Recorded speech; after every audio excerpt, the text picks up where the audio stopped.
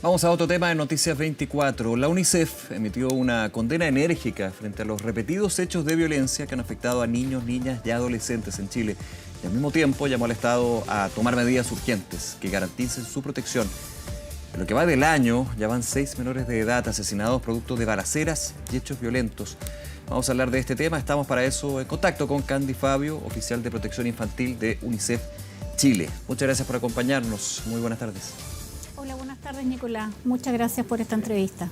Candy, el contexto y la mirada que tiene UNICEF Chile con respecto a la situación de violencia a niños, niñas y adolescentes, ¿cuál es actualmente? Y si es más preocupante y más alarmante de lo que ha sucedido en años anteriores.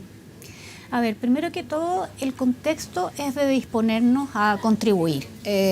Efectivamente, las cifras son alarmantes, pero también es alarmante cómo, de alguna manera, la ciudadanía en su conjunto como que se va acostumbrando a que semanalmente, casi semanalmente, haya un niño fallecido, claro, o hayan niños heridos producto de la violencia. De normalizarlo, entre comillas, digamos. Así es. Lo digo entre paréntesis porque uno nunca podría normalizar esto, pero sí verlo como algo habitual. Así es. Claro. Seguir contando niños fallecidos o heridos es algo a lo cual el país no debiera acostumbrarse.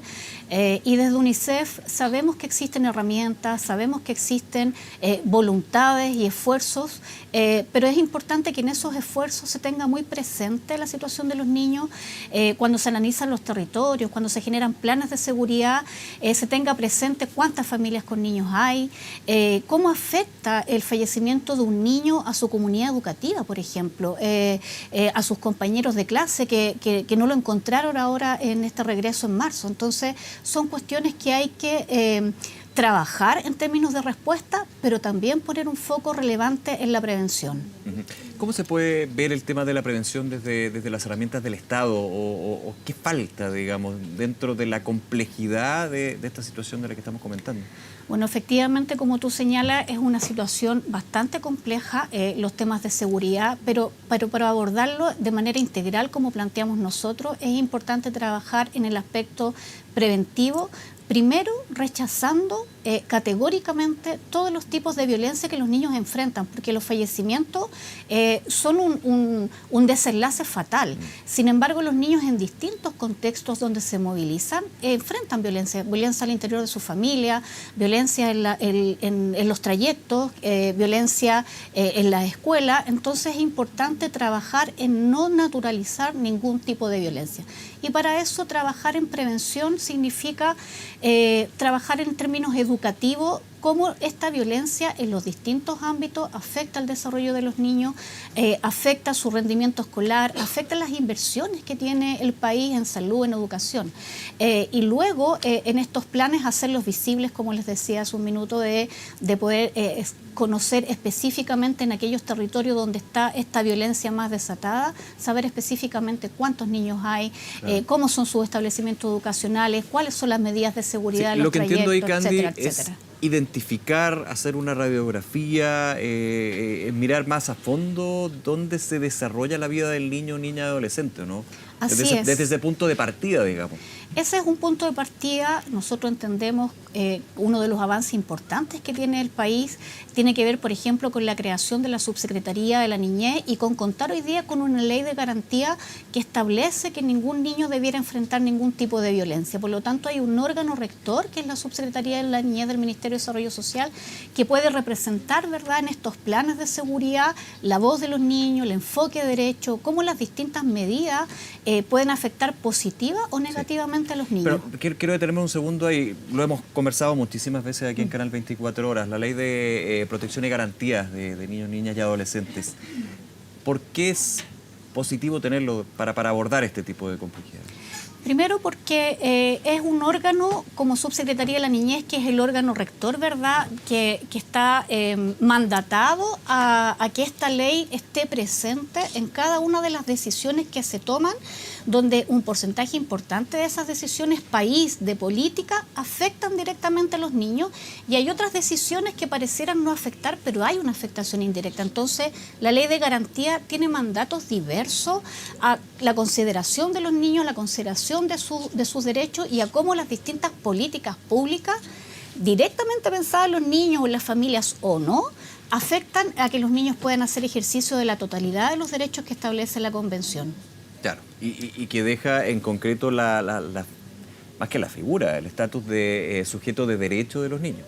Claro, ese es un cambio... que muchos dirían, bueno, pero siempre fue así, es que desde la ley... Desde lo normativo no existía. No existía. Así es, claro. y desde lo cultural tampoco. Nos cuesta todavía como país visibilizar y escuchar a los niños, hacerlos parte de las soluciones, respetarse en sus espacios más íntimos, familiar y también en lo educativo, y en esto que abarca la seguridad en las calles o esta violencia que ha producido daños tan irreparables como el fallecimiento de un niño, ellos están presentes en esos planes. Sí, hablabas, Candy, de la integración de políticas, de la mirada de prevención. ¿Existe una eficiente, lo voy a poner en ese término, integralidad en términos de las instituciones del Estado que deben velar por la protección de los niños? Está en camino, ya. Hay un progreso. Que de hecho es algo que lleva a esta ley misma que estamos comentando. Así es. Por ejemplo, un efecto súper relevante es la aprobación de la Ley de Violencia Integral contra las mujeres y las niñas. ¿Por qué tiene un efecto súper relevante que no está pensado solo en las mujeres, sino que también cambia el estatus de los niños que antes los veíamos como víctimas, como testigos, ¿verdad?, de la violencia intrafamiliar que sufrían sus madres en este caso, pero son víctimas. Ese cambio tan relevante es una muestra de cómo las políticas pensadas en las mujeres y en las niñas en verdad va a repercutir positivamente en la vida de los niños, niñas y adolescentes. Claro, lo estábamos conversando de hecho con la ministra de la Mujer y Equidad de Género en términos de pasar a ser víctimas, y eso en el aspecto práctico, más allá de solamente lo legal, es súper importante en términos de primero definir esa condición, ese estatus, vuelvo al concepto, y generar acciones de resguardo para las niñas en este caso, para los niños en general, como víctimas de lo que ha sido la violencia intrafamiliar. Claramente, reconocerlos. Y para la no reiteración en el futuro, también lo conversamos, no todos van a tener, pero hay un factor de riesgo que evidentemente esto se repita en el futuro. Así es, así hay medidas preventivas, pero también medidas de respuesta y de reparación a estas víctimas. Entonces, ese es un avance relevante, y la reparación es la que se tiene que pensar, es la que se tiene que consultar, es la que considera, ¿verdad?, la opinión de este órgano rector que hemos mencionado, que es la Subsecretaría de la Niñez, y de otros actores relevantes que son parte del Estado y que actúan en la medida que actúen coordinadamente. Los niños van a ver menos vulnerados sus derechos. Sí, mencionaba los distintos tipos de violencia con desenlaces fatales, como comentábamos al comienzo de esta conversación, pero estos tipos de violencia también se dan bastante solapados, escondidos, invisibilizados. Muchas veces hemos visto también las tantas denuncias que existen sobre el bullying escolar, lo hemos abordado también. ¿Cómo verlo también desde esa óptica, de esa violencia que muchas veces es imperceptible, pero cuando se hace perceptible puede haber pasado ya lo peor, lo más grave, digamos? Sí, claro, se reacciona frente a una situación que se debiera prevenir. Por eso es tan importante cuando hablamos del abordaje integral, que significa tener mecanismos de prevención y utilizar los instrumentos que existen en los distintos ámbitos, como el escolar, a propósito de tu ejemplo, en donde, más que reaccionar, poder establecer reglas del juego claras, donde no hay ningún tipo de tolerancia a las violencias, a las bromas, a los bullying, y en eso hay mucho contenido actualizado que deberá ser considerado previamente a que ocurran hechos graves como los que conocemos de vez en cuando, sobre todo cuando los niños regresan al ámbito educativo. Vuelvo a los hechos que estábamos revisando al principio, Candy, y tiene que ver con esta situación de balas perdidas, de ajustes de cuenta, que lamentablemente terminan con la muerte de niños, que obviamente lo pone frío a uno.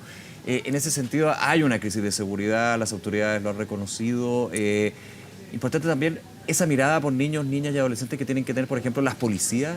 No sé si hay una óptica también a analizar en ese aspecto. Así es. O sea, cuando hablamos de que el enfoque derecho tiene que permear las políticas públicas, también tiene que permear las distintas actuaciones públicas, privadas en el ámbito familiar, hasta públicas en el ámbito donde los niños circulan, ¿verdad? Y en ese contexto, pocos contenidos preparación y formación permanente de todos aquellos que tengan contactos con los niños y con su familia.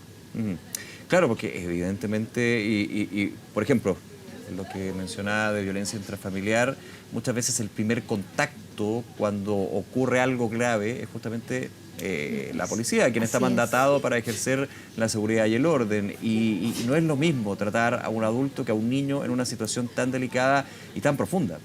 Así es, y en ese contexto las policías, tanto carabineros como policía de investigaciones, tienen un bagaje bastante importante respecto de la formación para el tratamiento de esas situaciones. Por eso hablamos también de estas políticas más integrales de abordaje a la violencia. La violencia intrafamiliar o el maltrato hacia los niños, junto con tener un efecto en el desarrollo de los niños, también tiene un efecto en que los niños naturalizan y creen que esa es la forma de actuar, de desenvolverse y de tratarse. Por eso, cuando hay políticas de prevención del maltrato, cuando hay políticas de abordaje de la violencia en los distintos ámbitos, es importante mirar todos estos ámbitos donde los niños se desenvuelven.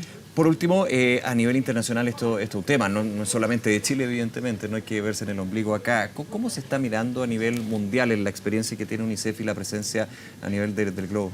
Bueno, lamentablemente a nivel regional, Latinoamérica y el Caribe, una de las regiones que exhibe mayores índices de violencia y violencia que causa como causa de muerte de menores de 18 años, y eso es una gravedad absoluta. Desde UNICEF lo que hacemos es levantar las experiencias, poder analizarlas, evaluarlas, disponerlas a los países, pero también es importante, Nicolás, que estas experiencias se revisan, pero también se tienen que adaptar. Los contextos son distintos, las comunas en Chile son distintas, las regiones son distintas, por eso es tan importante y relevante considerar la opinión de las comunidades, de las familias y especialmente la de los niños.